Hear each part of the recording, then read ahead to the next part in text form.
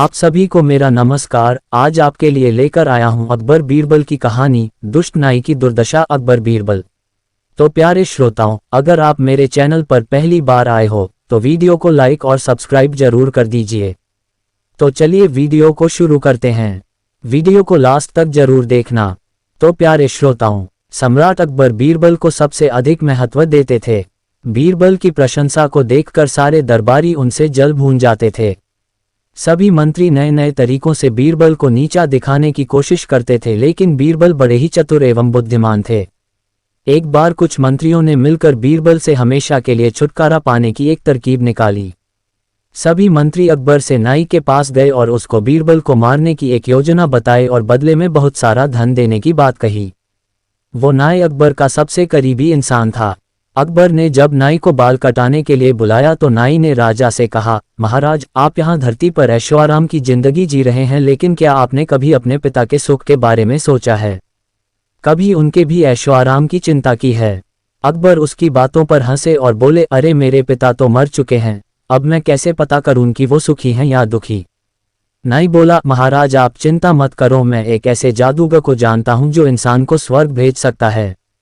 आप उस जादूगर से किसी व्यक्ति को स्वर्ग भिजवाकर अपने पिता का हालचाल पता करा सकते हैं, लेकिन वह व्यक्ति बड़ा ही चतुर और बुद्धिमान होना चाहिए ताकि वह व्यक्ति जादूगर की बातों को आसानी से समझ सके। क्यों ना आप बीरबल को स्वर्ग भेज दें। जादूगर बीरबल को कब्रिस्तान लेके जाएगा और वहां आग में बीरबल को बिठाया जाएगा। जादूगर के मंत्रों की वजह से बीरबल को आग से कोई परेशानी नहीं होगी। जादूगर धुएं के रूप में बीरबल को स्वर्ग भेज देगा। अकबर उसका सुझाव सुनकर बड़ा खुश हुआ और उसने नाई से कहा कि तुरंत सारे इंतजाम करो, हम आज ही बीरबल को अपने पिता का समाचार लेने स्वर्ग भेजेंगे। अकबर ने बीरबल को बुलाया और सारी बात बताई।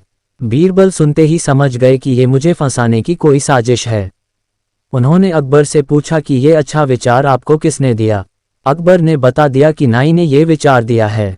बीरबल बोले कि महाराज ठीक है, मैं आपके पिता के पास जाने को तैयार हूं, लेकिन मेरी कुछ शर्तें हैं कि मुझे बहुत सारा धन दिया जाते, क्योंकि रास्ता बहुत लंबा है, मुझे धन की जरूरत पड़ेगी और मुझे 1 महीने का समय दिया जाए ताकि मैं अपने परिवार वालों को सुरक्षित जगह बसा सकूं। अकबर ने भी बीरबल की शर्त स्वीकार कर ली। अब बीरबल ने जल्दी से अपने कुछ विश्वासपात्र लोगों को बुलाया और कब्रिस्तान के लेकर अपने घर तक जमीन के अंदर ही अंदर एक सुरंग बनवाए। 1 महीने में सुरंग तैयार हो गई। अब बीरबल अकबर के पास गए और बोले कि मैं स्वर्ग जाने को तैयार हूं। बीरबल को जादूगर कब्रिस्तान ले गया। अब जादूगर ने मंत्र पढ़ते हुए जैसे ही आग जलाई गई, बीरबल तुरंत सुरंग में अंदर घुस गए। सभी लोगों ने सोचा कि बीरबल गायब हो गया, वो स्वर्ग चला गया। इस घटना को कई महीने बीत गए। बीरबल ने कई महीने अपने घर में ही छिपकर गुजारे। अब सारे मंत्री बड़े ही खुश थे, उनको लगा था कि अब बीरबल से हमेशा के लिए छुटकारा पा चुके हैं। एक दिन अचानक बीरबल दरबार में आए। उनकी दाढ़ी बहुत ज्यादा बड़ी हुई थी। सारे मंत्री उन्हें देख के चौंक गए।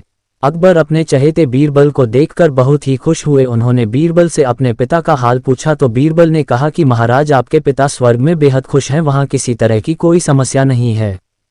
हाँ, केवल एक चीज की कमी है, वहां कोई नाई नहीं है, इसलिए आपके पिता के बाल और दाढ़ी काफी बढ़ गई है, और देखिए मेरी भी दाढ़ी कितनी बढ़ गई है।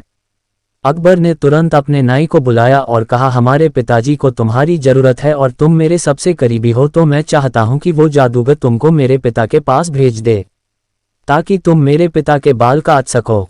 नाई बेचारा समझ गया कि वह फंस चुका है। अब नाई को जादूगर कब्रिस्तान ले गया, मंत्र पढ़े और आग जलाई, फिर उस आग में नाई को बैठाया। बेचारा नाई उसी पल मर गया। अब सारे मंत्री डर के मारे चुप हो गए। किसी ने फिर कभी बीरबल पर उंगली उठाने की हिम्मत नहीं की। तो प्यारे श्रोताओं, उम्मीद करता हूं आपको वीडियो अच्छी लगी होगी।